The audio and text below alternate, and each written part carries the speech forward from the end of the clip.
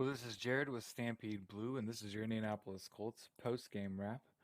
Before we get started here, if you would, follow me on Twitter, Instagram.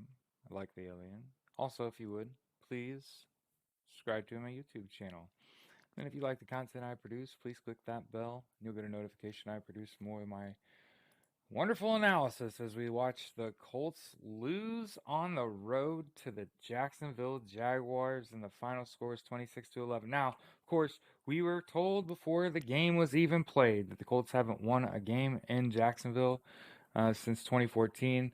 And the first thing I thought about, why is it so hard to win in Jacksonville? Because it's like a small town with an NFL team in it, if I'm being honest, compared to the rest of the NFL.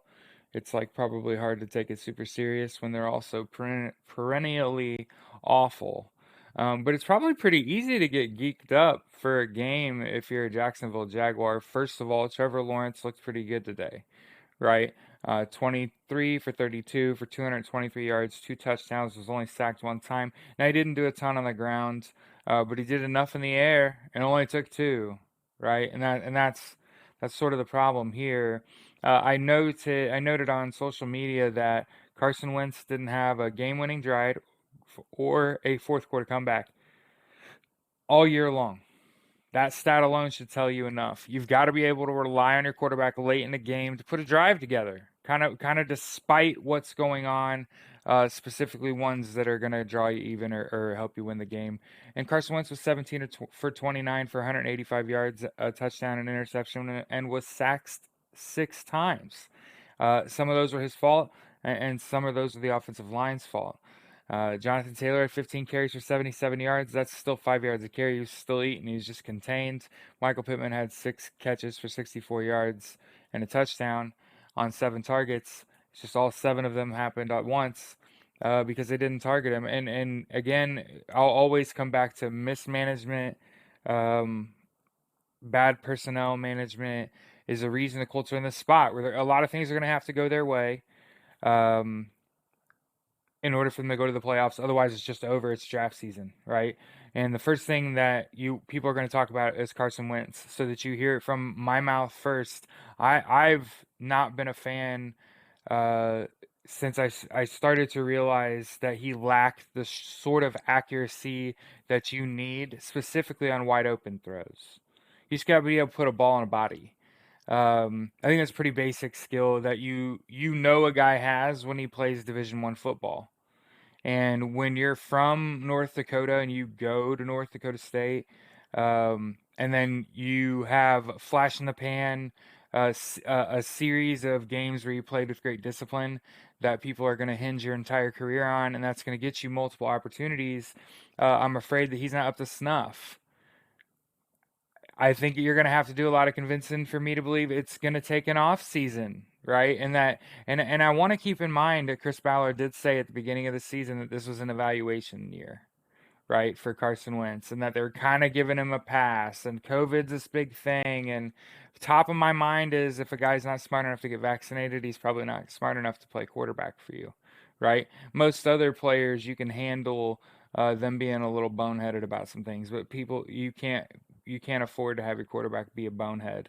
And one of the things that I think about when I think about playing quarterback, which for the record, if you know, I walked on at Purdue about half my life ago and have decided after getting vaccinated and then catching COVID and then going 6 months without any health complications, I've decided I'm changing my diet completely. I'm going to exercise and lift weights and run, and I'm going to play padded football. And I think I figured it out. You see, Carson Wentz comes from an era where you could tell a team that you're just going to play quarterback and that's all you're going to do.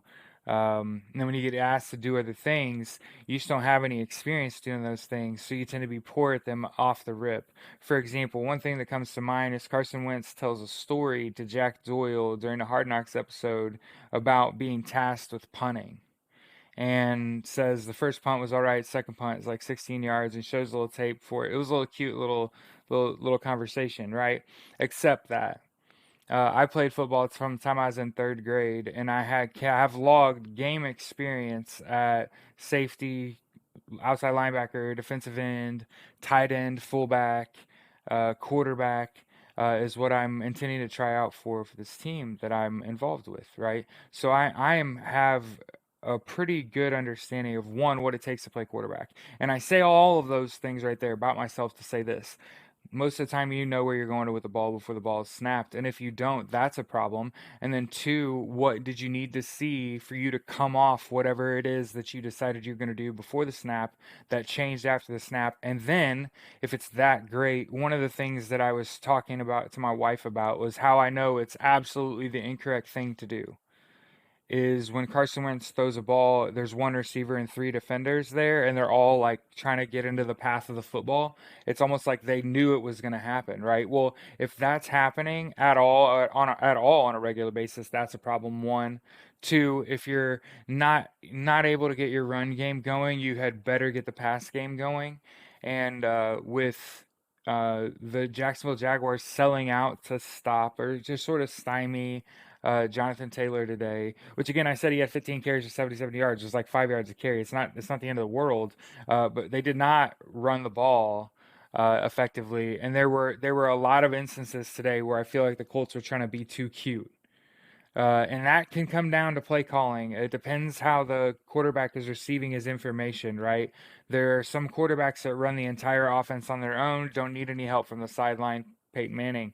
There are guys that run off a sheet the whole game.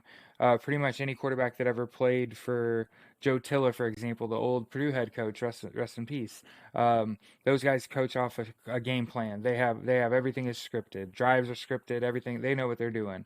Now, the reality here is that, like I said, the Colts are a talented team. I think that their offensive scheme, when they're completely healthy, looks pretty good. So I don't know how much I would change there. Obviously, personnel is going to change greatly. Now, I think that we're going to end up seeing Carson Wentz. I would absolutely rely on T.Y. Hilton and Jack Doyle to hit the road, even though Jack was pretty good this year, and even a little regression out of him might actually be good for the team. But on the whole, I'm concerned for the Colts having enough defensive talent to win a championship and not having the offense to do it. The offense to make it happen is what I would really be concerned about here. If I was the Colts moving forward, I feel like there can't be one person to blame here. You can't put all the blame on Carson Wentz or say Frank Reich, for example. Some of this goes on Chris Ballard. First of all, you basically gave a roster spot to Marlon Mack all year, who I looked 28 carries for 101 yards, which is about 3.6 yards a carry. And basically had no trade value either. So that's part of personnel mismanagement, is not letting a player go when you should have. And who could have guessed that Jonathan Taylor would take the helm like he has? But I sort of get a sense that one of the things I was kind of thinking about was how many sacks Carson Wentz did give up this year. And I get it, injuries are a factor, so I'm willing to hold up that little flag and say injuries are a factor. But I have a firm belief that if your team really loves you, you don't take hits like that unless they're your responsibility, right? Unless it's your fault. That offensive lineman's gonna block his ass off for you because that's what he's there to do. So yeah, on the whole, got to be pretty disappointed. Anytime your defense, which was being lauded as good, you had 7 Pro Bowlers on this team. Every reason to believe that you're going to shut down a Jacksonville offense that had been held down most of the season. And then the Colts offense, this is sort of one you wanted to get going into the playoffs to establish a good amount of momentum. And there is none, right? And it's again, there are many corner cases where the Colts could actually make the playoffs here. I just don't know that this is going to happen for them. And ultimately, even if they do, they went, in my mind, from a team no one wants to see to a team everyone wants a shot at. And I hate to be that guy because that's sort of semantics, but you would much rather be the team no one wants to see than the team everyone wants a shot at.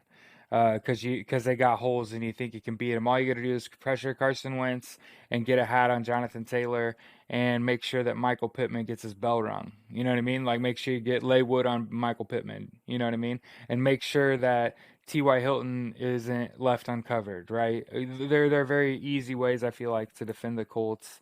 offensively from just a scheme standpoint. And I don't feel like the Colts employ that same sort of style of strategy on their opponent, right? Where they plan for, Marvin Jones Jr. is going to be like their go-to target in the pass game. We gotta sort of bracket him in coverage, and he just did way too much damage on downs that were like way too important. He was doing too much on downs that were way too important.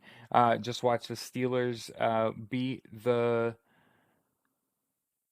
Baltimore Ravens somehow went 8-9 this year. So I guess in a way it's not just the Colts, right? But in this case, I think that along the way, this was a down season. This was an eval year, and people are clamoring about the lack of a pass rush. Well, the Colts pass rush hinges on Quiddipay and Deo, the two rookies. So you knew that was going to be a question mark, and then the offensive line just unhealthy basically all year long. The games that they were healthy, the Colts looked fine, but as their health started to wane, this extra game obviously means something, right? It has a cost, and that's kind of what I harped on all year long was personnel management and understanding what it costs and what it costs that, for example, to hold on to a guy like Marlon Mack only gave him 28 touches on the whole year. First of all, it's kind of embarrassing way to go out if you're him because he was a heavy contributor here, but he probably could have been somewhere else if he'd have dealt him, right? But I think when you turn your nose at too many things and say nah, we value him at this, and then just not we're willing to give away, it's a lot of people feed into the analytics, and I think to a degree the Colts are going to fall victim to that, in that they've got a coach who sits and recites Bible verses with his players. You also have a quarterback that does that too, right? Like they bring up Bible verses that apply to niche situations, right? But can't identify coverage pre-snap, what changed post-snap, and how that affects your decision making. You just make a throw. I think Carson Wentz holds on to the ball too long. I don't think he processes what happens post-snap fast enough and makes a decision often enough. And he waits too long to do something with the football, and that's what's resulted in 6 sacks today. And I think also there's something to be said for the Jags coming to work today, ready to play. That's a big deal for that organization. These are the kind of wins that spark organizations. So for the Colts, it's sort of like a dual, getting killed twice, right? Because you lost this game, it may have knocked you out of the playoffs, and then also you just let Trevor Lawrence kind of get his foot in the door. Is how I kind of look at it. Trevor Lawrence sticks his foot out, trips the Colts up, and says, "Hold the fuck on," right? So I think the Colts potentially awaken a monster, and I say it sort of half-heartedly because we all know that organization is not very well run. But wins like that can spark some belief, and that's one of the things I've kind of had in my back pocket this whole year is that Carson Wentz has no fourth quarter comebacks, no game-winning drives all year long. Did we think that was going to happen today? At any point when the Colts were down, he just doesn't have that in him. And again, this was supposed to be like an eval year, so they're given all kinds of leeway. So a lot of people are already hitting me up talking about people losing jobs. I don't even know if that's going to happen. I think the thought process here is too much has gone right. We did too many things well. Injuries got in our way. It's not even that. I think I saw like Kenny Moore gave up like 4 or 5 catches in a row or something early, or 4 catches in a row on a single drive earlier today that Trevor Lawrence went right at the Colts Pro Bowler. It kind of speaks to not being ready to play, which again falls back on coaches. So you can see where my head's at, right? Like very infrequently am I going to judge a player, except like I said, it's very readily apparent that Carson Wentz is underprepared to play quarterback in the NFL in this particular game. Because like I said, if you talk to any great quarterback, they'll tell you, like most of the time I know where the ball is going before it's snapped. So does the receivers. They all know, like whoever has the shittiest coverage is generally going to get the ball, as long as your route kind of coincides with that bad coverage. And then I'm going to do whatever I can to keep the play alive if he's not open, and ultimately not afraid to tuck it and run it. But like I said, Trevor Lawrence had struggled all year. The Colts defense have been playing well all year, been getting turnovers and been doing all kinds of nice things. But the reality is, you can't turn the ball over. Carson Wentz had an interception, and he was strip sacked. So I think there's a lot to the 6 sacks, a strip sack, an interception. To had a very bad day in a time when you cannot be having bad days, right? So this has been Jared with Stampede Blues, your Indianapolis Colts post-game wrap. I didn't record a podcast this week because I had a feeling the Colts were going to drop this, and then I was going to have a lot of say in its wake. I'm just excited to move on. If this is what kind of effort you're going to get against an opponent that I don't believe is good enough to beat you, then I'd rather just move on from this season. I don't particularly care if the Colts go to the playoffs because they don't. Enjoy the rest of the games this week. Wear a mask. Get vaccinated. Go Colts, I guess.